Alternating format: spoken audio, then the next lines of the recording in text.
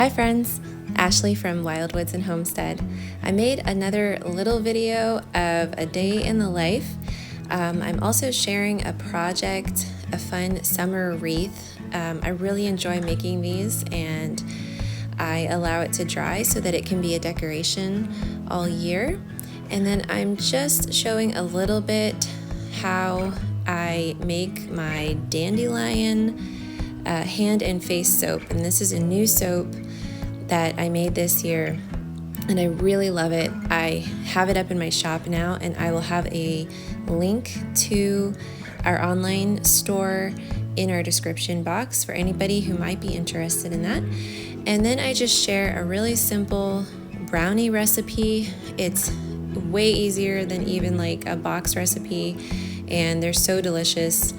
And also a really easy hearty bean soup that I make in the Instant Pot to try to keep our kitchen cool. Otherwise, I make that soup in the winter, and I make it in my Dutch oven so that I can warm our kitchen. So I wanted to share those, and I'm just starting with this willow wreath. This is something that my daughter and I really enjoy doing together. We will walk around our acreage, and we have tons of willow out here. It is so fast growing, and we will find usually we do this a little bit earlier in the spring when the willow is easier to bend, it's more pliable. But this year with a new baby, we just didn't get around to it until more recently. So some of the willow was a bit older, but Geoff and his dad had been working to cut down an area at the front of our house, our property there, and there was tons of just beautiful new growth on the willow out there. So she and I went out and gathered some willow branches to make wreaths.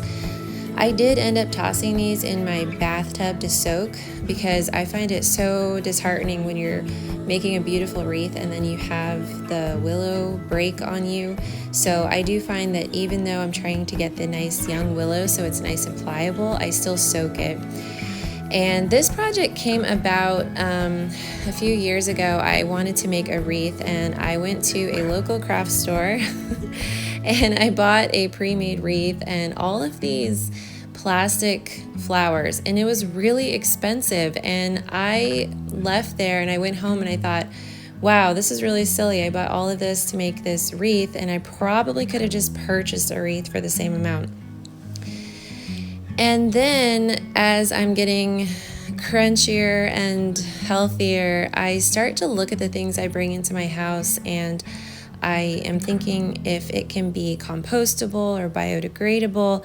I really just don't like to buy plastics or just things in general that don't break down or that have even a fragrance on them, because a lot of us are very sensitive to fragrances.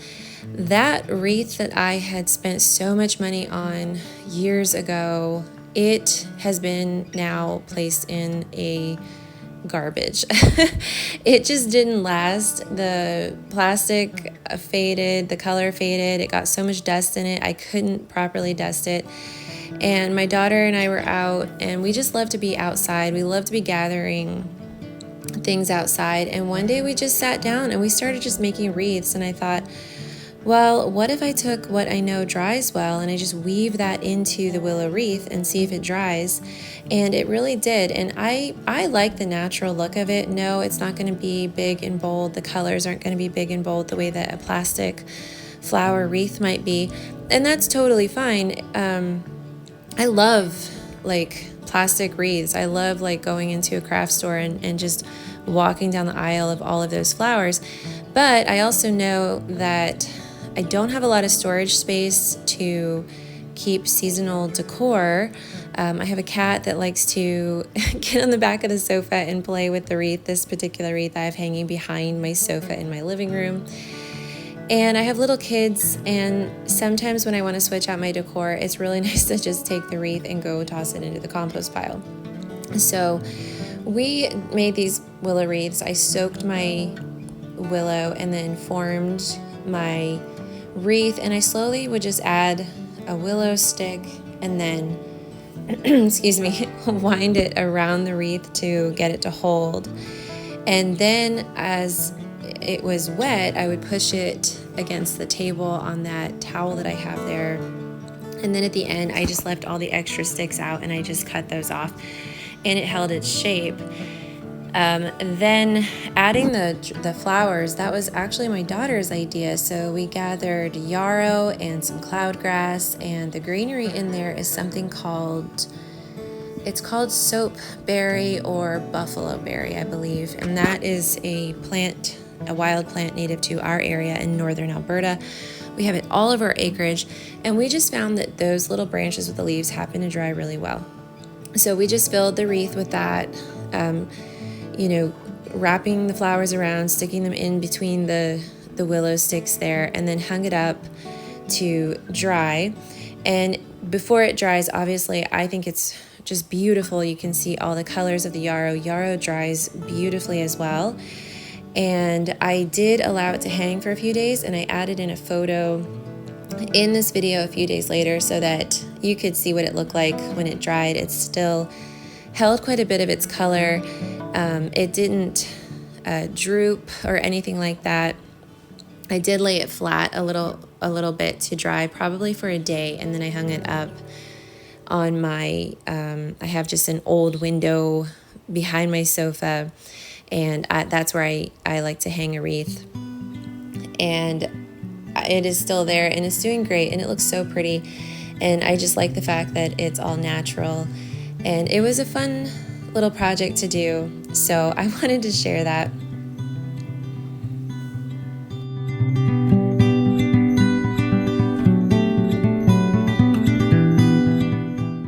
Something else that I'm really enjoying this time of year is the fact that we are restocking our tea supply. We had run out of a lot of our yarrow and raspberry leaf and just the various herbs and plants that we gather throughout the summer. So every summer I really look forward to getting back to gathering and drying for the winter, and then getting back into drinking those teas.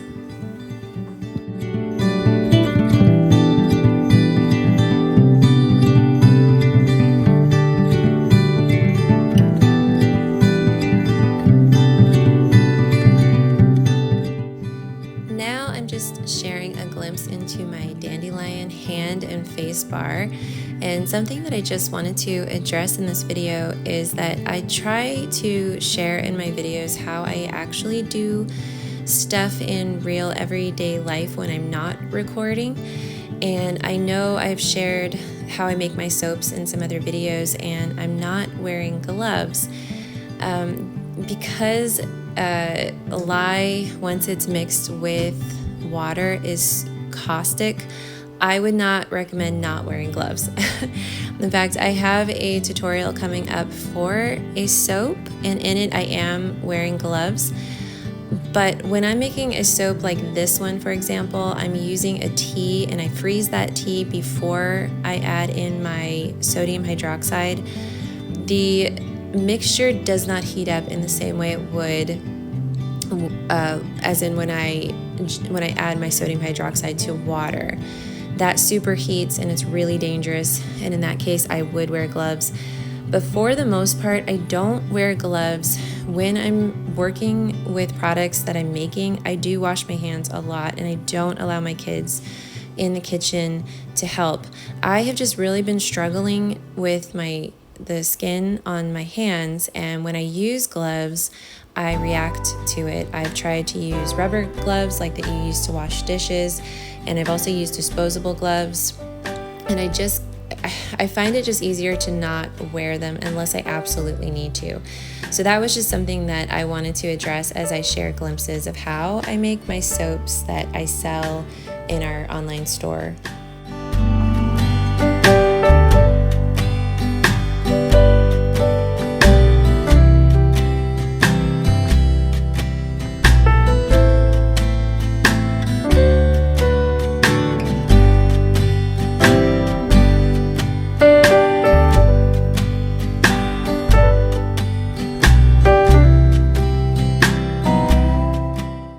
This is a really simple brownie recipe that we make quite often in this house. It's one of the first recipes that I have taught my younger kids because they can do a lot of it, and it's a brownie recipe.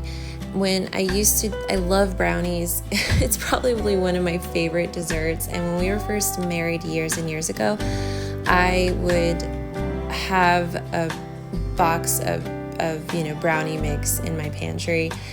And then I found this recipe and I couldn't believe how easy it was to make brownies, and I think that was probably just new to me at the time. And ever since then, we've just made our own.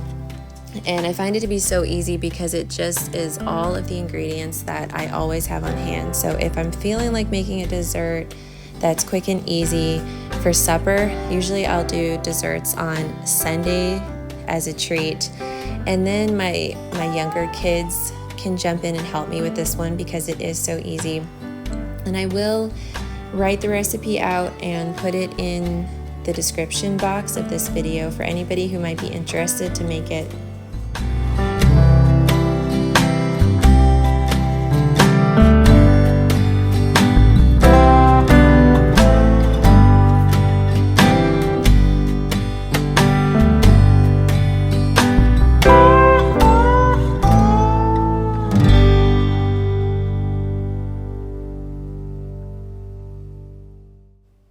Now I'm just sharing an easy bean soup recipe, and this is something that I've really enjoyed learning how to make and adding to our rotation for meals. I find it to be so easy to make a bunch of this. It's nice and hearty and it's easy to feed a lot of people. And I just used a dried bean mix for this. I soaked the beans the night before, and then in my Instant Pot I sauteed some onion, and then I added some potatoes and then my beans and then some leftover chicken. I also had broth because I will roast 2 chickens. But typically once a week I'll roast 2 chickens, and then I will make a broth from those 2 chickens and I put that in. Then my daughter and I went out to the greenhouse, and we have this huge beet bed area which we need to harvest out soon, and I plan to do a video on that because I want to find some different ways to save beets, preserve beets, I guess, for the winter.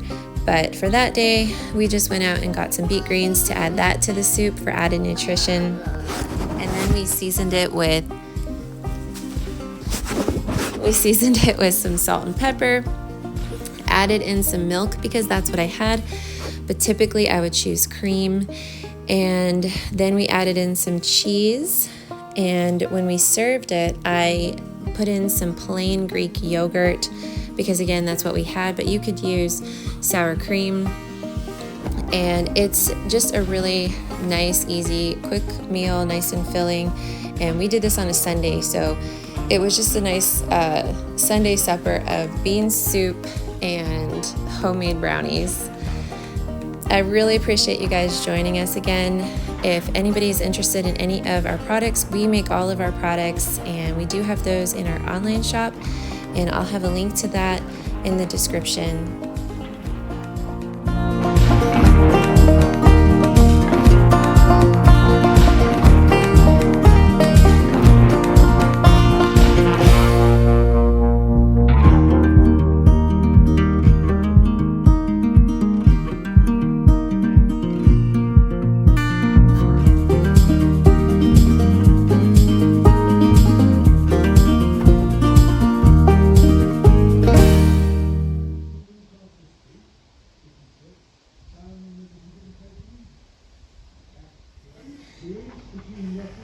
Baby Gracie and Fred, can you read?